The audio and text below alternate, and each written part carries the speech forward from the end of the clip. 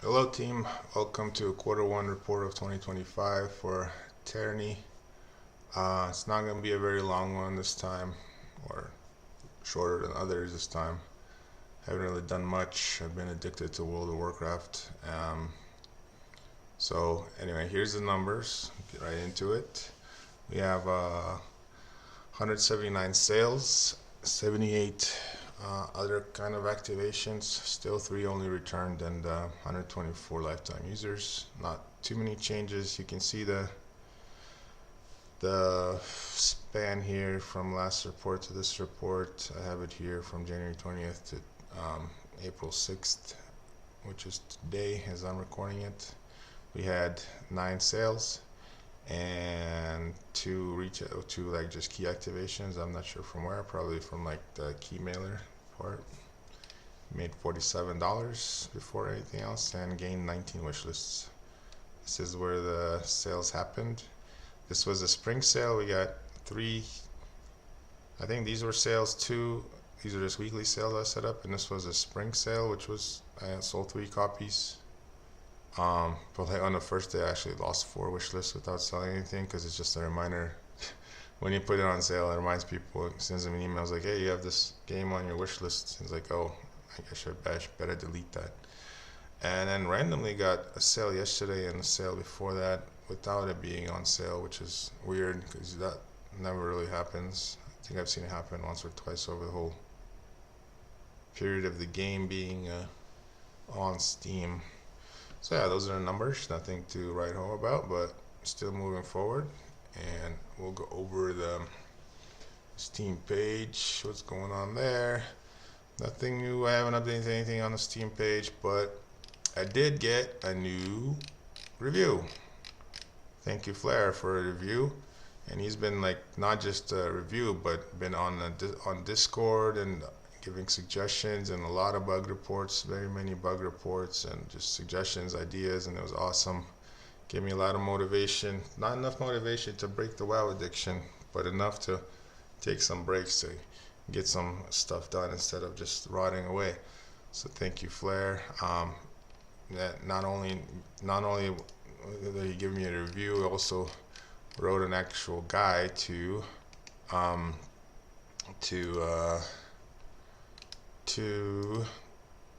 navigate around obstacles. So that's really cool. You can find it here. I'm not sure. I guess you can find it through the community group thing. I think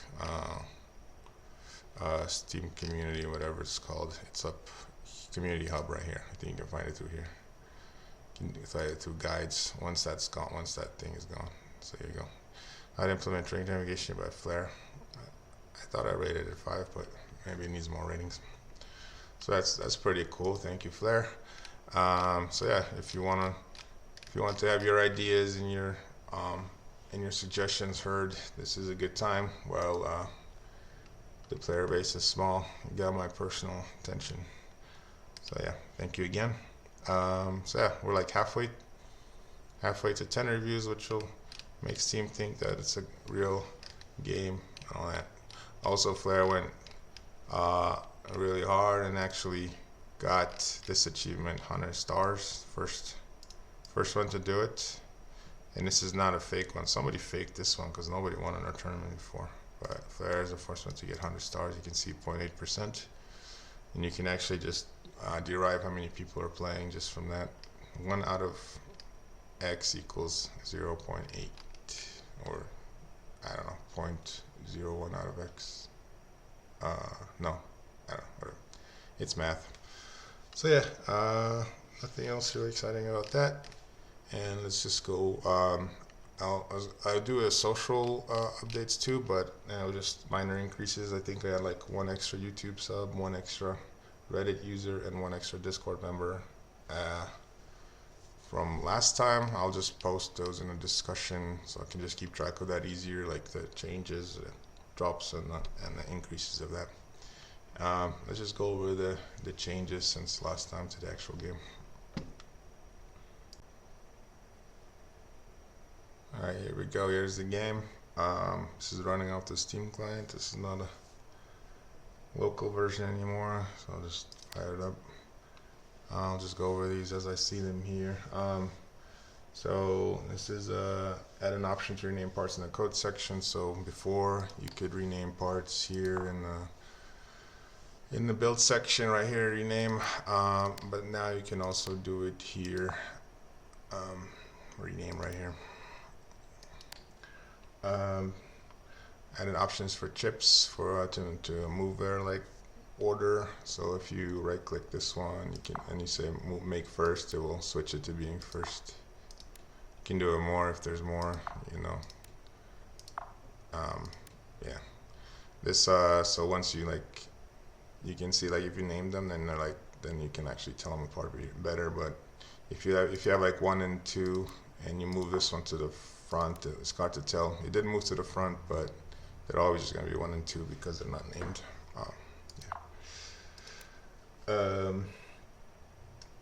Apply default chips. So yeah, okay. So there's a new option here. So if you have default chips saved, like this one, you can make these as default, which I did before.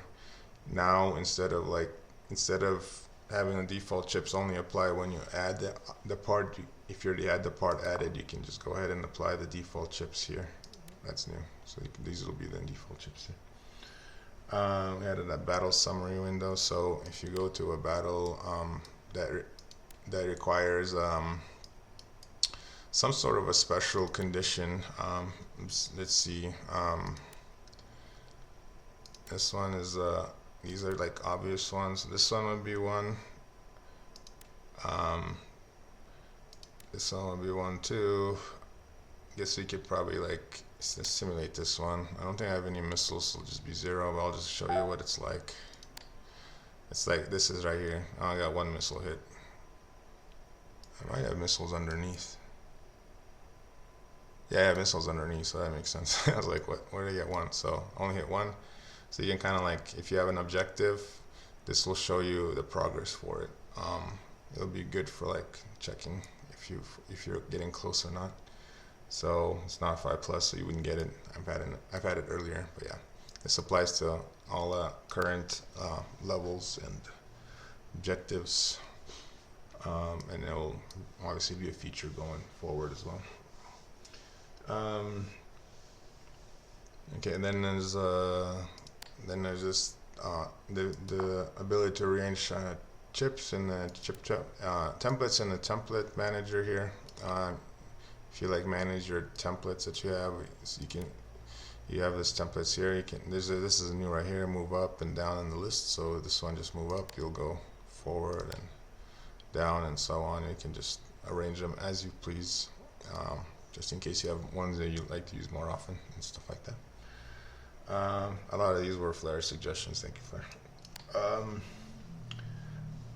Oh, there's a new option in the fighters here where you have a new option. Let me just close it. Here it says place and I have these positions. Now these are new. So position 1 of 3 is 2 of 3 and 3 of 3 is if you have 3 fighters. This would be the same as if you were going into a level. So this would be good for debugging. So if you're going to a level, 1 of 3 is the left, 2 of 3 is the middle, and 3 of 3 is the right. So this would be, so you could go like this one 1 of 3, this one and 2 of 3, this one and 3 of 3, and now this is the position that you would start. So if you import a level, you can actually place your drones where they would start, so you can get exact flow of the level to get like a better debug situation, debug environment. And then the last but not least is local variables. So I made local variables. Okay, I have made local variables here. So I have say I have this did I remove this one? I added local variable. So whenever you set a variable, it was always global. So body is always global. So if we run this, and it sets the body to whatever this like number of iterations here, and I lost my engine. code. Whatever, let's do this. I must have like done too much stuff. There we go. Now we can just watch it. You can see that the BDY is changing on all of these as this is getting set because it's global. You can also see it here in the, well, you can't see it, you know. There we go. BDY is 2 right here. So that's how you always worked before, but now you can set local. You can make this local, so this will only apply on the body, and only the body can read it, and you can only see it here if the body is selected. So if you see that, if we do it, these are coming up zeros. This is actually gonna go to the top because the local variables will be shown at the top here on top right. And if it's selected, so if we deselect it by clicking it again, it's gone. Engine gone. Click there, it's there. So it might be easier to debug it. So if you like have like a part with local variables you want to keep an eye on, you just click it and it'll show you the local variables. So now you can see that, okay, so, well, the name changed. Dot is everything, right? So if we say, oh, dot, then it should work because it's the same variable, right? But I mean, it shouldn't because it's still local, even though it's the same variable name. But this is a second chip of body, which means that it is local. So if we actually, the heck, there. If we do name it that way, we can watch it go ahead and get that too because it's local. So yeah, that's how local variables work. They have preceded by dots as their distinctor. So yeah, I guess that's pretty much it for the updates. There was quite a few bug fixes that Flare reported on too, just quite a few, and I think I did a pretty decent job of killing most of the egregious ones. There are still some left that are more in depth that I need to get through.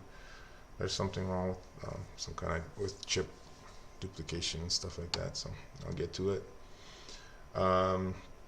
For the future, I'm thinking I delayed some level schedules. Like I had this schedule for Q1, which is obviously gone, so I delayed it by a couple of quarters. And I think my first move will be to actually just keep adding parts, adding fun things to it, which will give me level ideas and maybe even like our stage ideas, and maybe even introduce more things and just like, oh, this drone does something else, maybe some kind of environment stuff, maybe moving obstacles, maybe drones that are actually like that come in later or something like that. I don't know. Just kind of add some variety, or maybe not. Maybe this is good enough for what it is. Yeah, and then I'm also grinding out rank 14 in World of Warcraft, which will be 4 weeks of pretty much non-stop Alterac Valley, if anyone knows what that is. So I'm just gonna do that because I kind of set my mind to do it, and I have to do it, or else it's gonna bother me for the rest of my life. So we'll get that done, and we'll be back to the game when that is over. And I think that's about it for this report. Thank you very much for watching, and I'll see you in 3 months. Thank you.